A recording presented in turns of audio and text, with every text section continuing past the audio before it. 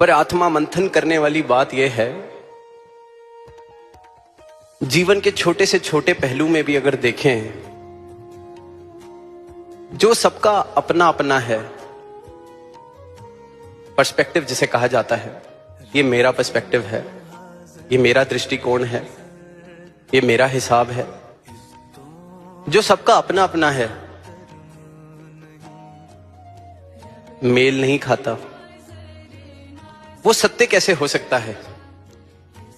सत्य तो सिर्फ और सिर्फ उसे कहा जा सकता है जो सबका एक जैसा है। ऐसी सत्ता, ऐसी बात जिसके लिए कहा गया है आद सच, जुगाद सच, है भी सच, नानक होसी भी सच। अनादिकाल से जो सत्य है, किसी के हिसाब किताब से उसमें फर्क नहीं पड़ता मेरे हिसाब से क्या सत्य है, जिसे मैं ये बात की तरह सत्य घोषित करता हूं कि मेरे हिसाब से ये सच्चाई है, वो मेरा हिसाब हो सकता है, वो सत्य नहीं हो सकता, क्योंकि सत्य एक है। अक्सर पढ़ने को मिलता है, देखने को मिलता है कि दो लोग जब बात करते हैं और किसी तीसरे से पूछो कि सच क्या है, तो वो कहता है 3 सत्य हैं, एक इसका सत्य, एक उसका सत्य, और जो एक सच में बात हुई जो सत्य है। अब छोटे छोटे एग्जाम्पल्स लेके देखें। इस वक्त रात्रि है, हम सबके लिए बाहर रात्रि है, कोई ये नहीं कह सकता कि मेरे हिसाब से रात्रि है। सत्य है, इस वक्त का इस जगह पर ये सत्य है। अमेरिका में टाइम जोन्स की वजह से वहां का सत्य यह होगा कि वहां सूरज चढ़ चुका है। ये तो मायावी सत्यों की दास बात कर रहा है। तो जब सृष्टि में भी कुछ यूनिवर्सल ट्रूथ डाले गए हैं कि सूर्य उदय कहां से होता है, सनराइजेस इन द ईस्ट, पूरब से उगता है, सत्य है, सबके लिए ही सत्य है। जब इस सृष्टि में भी इस परमात्मा ने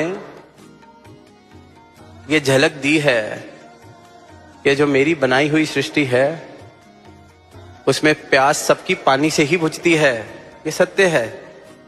कोई बात या हिसाब नहीं है कि मेरी प्यास पानी से बुझती है, आपकी प्यास किसी और चीज से बुझती है। मेरा जीवन ऑक्सीजन से चल रहा है, हवा में है, हम सबका ही जीवन हम सबके लिए सत्य है। ये संकेत दिए इस परमात्मा ने कि मेरी बनाई हुई चीज सबके लिए सत्य है, एक जैसा है। तो फिर परमात्मा कैसे मेरा तेरा, मेरे हिसाब वाला तेरे हिसाब वाला हो गया? जब बनाई हुई रचनाएं, जिसे माया कहा गया है, इस प्रभु की बनाई हुई रचना कहा गया है, उसमें भी यूनिवर्सल ट्रूथ डाले हैं। तो ये नहीं कि मेरा सूरज पश्चिम से उगता है, किसी का दक्षिण से उगता है, सबके लिए सूर्य का उदय पूरब से हो रहा है, ईस्ट से। तो बनाने वाला कैसे किसी का पहाड़ में बस सकता है, किसी का गुफा में बस सकता है, किसी का मंदिर में बस सकता है, किसी का मस्जिद में बस सकता है? अलग कैसे हो गया, हिसाब कैसे बन गए? तो पहली बात तो आत्मा मंथन करने की सारी मानवता के लिए कि जितनी चीजें हमने अपने हिसाब किताब से बनाई हैं वो परम सत्य नहीं हो सकती, क्योंकि परम सत्य जिसको भी बोध हुआ है एक ही। तभी जब कोई ग्रंथ खोलते हैं, वेद खोलते हैं, किसी भी युग में हो, किसी भी संस्कृति में हो, जहां सदगुरु ने जिस भी रूप में, जिस रूप में धरा पर आए हों, बात इस एक ही सत्य की है। भाषा कोई भी हो, समा कोई भी हो, युग कोई भी हो, universal truth. And realising this universal truth is what is called as enlightenment. Realizing this God, one formless. तो आत्मा मंथन की शुरुआत अगर करें तो ये करें कि बेशक मैं पढ़ रहा हूं, लिख रहा हूं, देख रहा हूं, सीख रहा हूं, पर जितनी चीजें मेरे हिसाब से सच हैं वो मेरे सच हो सकते हैं, मेरे जीवन को चलाने के लिए वो सच्चाइयां हो सकती हैं। पर जो परम सत्य है वो हर एक जीव के लिए सत्य है।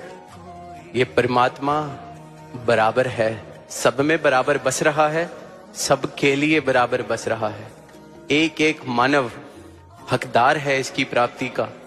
एक एक मानव ये संभावना रखता है कि इस प्रभु परमात्मा के दर्शन कर ले, इसको प्राप्त कर ले। और ये